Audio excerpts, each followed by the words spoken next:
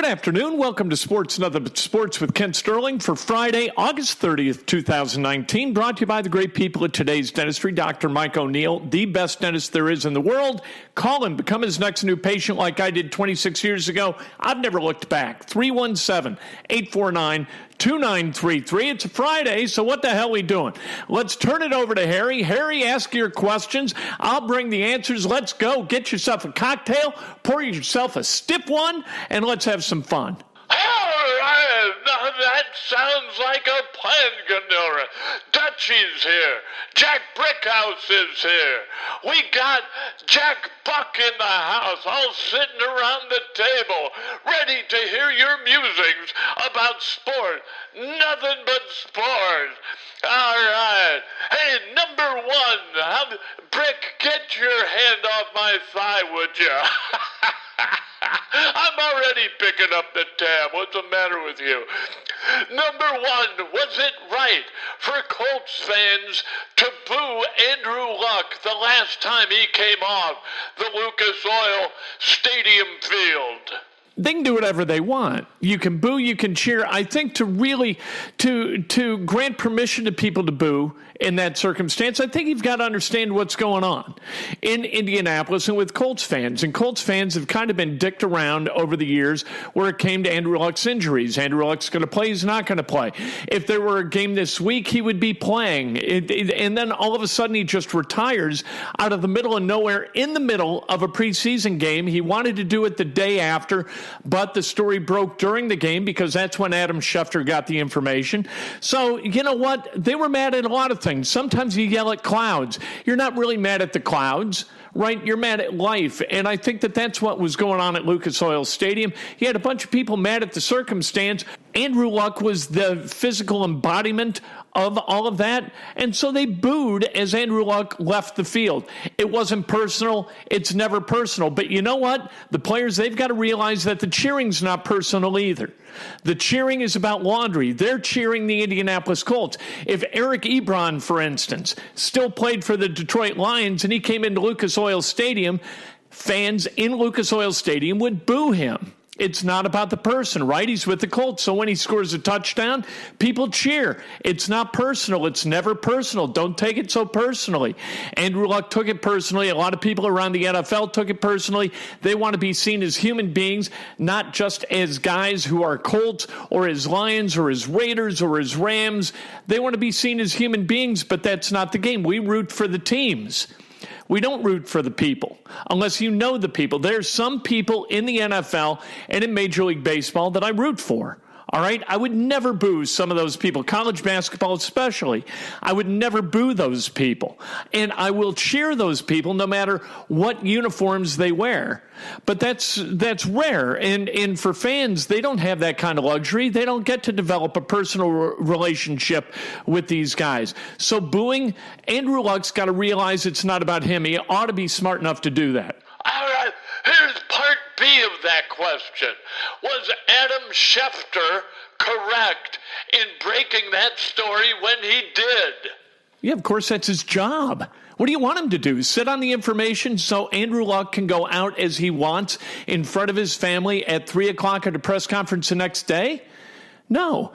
That's when you try to manage the truth, you get into a bunch of problems, all right? You open a Pandora's box of all kinds of problems, and this is really the root of the reason the people booed, is that through all of this, there's been an effort to manage their way, this is the Colts and Andrew Luck, through this thing. All right? You don't manage the truth. You share the truth. And if you don't share the truth, you're going to break the trust. And if you break the trust, you got a big problem. There's going to be a schism between the team and the fans that maybe can't be repaired. And you don't want that in your world as you're trying to build trust and as you're trying to get people to renew season tickets, right? And watch on TV and participate and buy a jersey at Dick's Sporting Goods or the Colts Pro Shop and all that stuff. You don't want that schism between the team and the fans. You want them to feel like they're a part of it. And if you don't share the truth with them, they aren't going to feel like it's a part of it or that they're a part of it. And that is a real danger. Adam Schefter did his job. That's why he gets paid the big bucks at ESPN. If he withholds information, ESPN would be right to dismiss him, for God's sake. This is a news now world. It's a news now environment, and you better be ready to, if you try to delay the release of news, you better be ready to suffer the consequences. Number 2, Dutchie, oh Dutchie, you're nuzzling my neck. Dutchie, put some more ice in that, would you? Hey, not in that. I'm in your glass, you kookaloo. Will the Colts go to the playoffs? That's number 2. I think they will go to the playoffs for 2 reasons. I think the other 52 guys are really good. When they pare down the roster tomorrow, when they make the 37 cuts to get down to 53, you're going to have a better roster, stem to stern, than you had last year. Now, you're going to have Jacoby Brissett as a starting quarterback instead of Andrew Luck, and there's definitely a step down there. Even if Jacoby Brissett is as good as Frank Reich says he is, and Frank Reich always says he's a top 20 quarterback in the NFL. Okay, if he's a top 20 guy. I'm assuming you're talking about 15 to 20, right? Or you would say top 15 guy. So let's say you're the 20th best quarterback in the NFL. Andrew Luck was a top 5 quarterback in the NFL. So even Frank Reich, who's one of Jacoby Brissett's biggest fans, says that Jacoby Brissett is not Andrew Luck. So you take a step back there, but I think in a lot of other places, the Colts take a step forward. I think the depth on the defensive front is seriously good. I think that the offensive line returns intact. Maybe the depth there not so good, so they got to stay healthy. They've got more weapons. You add Paris Campbell. You add Devin Funchess. That's a good thing. The defensive backfield is better with Rocky Yassin as a second rounder coming in as a rookie. You've got Quincy Wilson, who's improving and is younger, actually, even though this is his 3rd NFL season. He's still younger than Rocky Yassin is. You've got Malik Hooker coming off his first injury-free preseason in his NFL career. You got a lot of good here. And all that good isn't negated by Andrew Luck's absence. So I think that they're going to be a good football team. Are they good enough to win the AFC South? I think that they are, but I think the other 3 teams might be good enough to win the AFC South too. I think Houston, they won it last year at 11-5.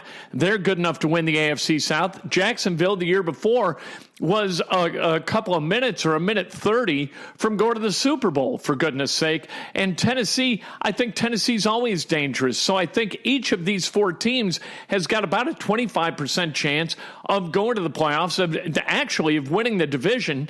And then maybe a second team like the Colts last year winds up with a wild card. I think they could go to the playoffs. I think that discounting the Indianapolis Colts in the way that Vegas has, in saying, like, they've gone from 9.5, the over-under on their wins and losses this season, from 9.5 to 6.5, that's the best money you're ever going to spend, is that bet on over the 6.5. I don't think there's any chance in the world that they go 6-10 or worse than that. This is a good football team, and unless there's some kind of cataclysmic, awful injury spate with the Colts, I think they're a 9-win team, maybe a 10-win team. Number 3, will Tom Allen get an extension, a contract extension? He's the head coach at Indiana, the football coach. Will he get a contract extension this year? Yeah, I can't imagine you'd do that. All right, first of all, the guy's first 2 seasons, the Hoosiers have gone 5-7. Overall, 5-7, 5-7. In the Big Ten, they've gone 2-7, 2-7.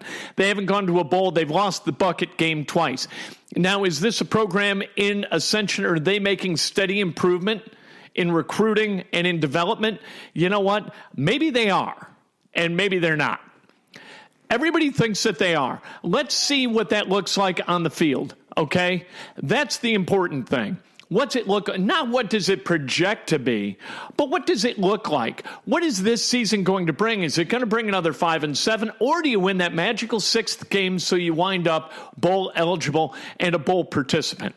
We've got to find out. Here's what his contract is right now, okay? He has served 2 of his 6 years.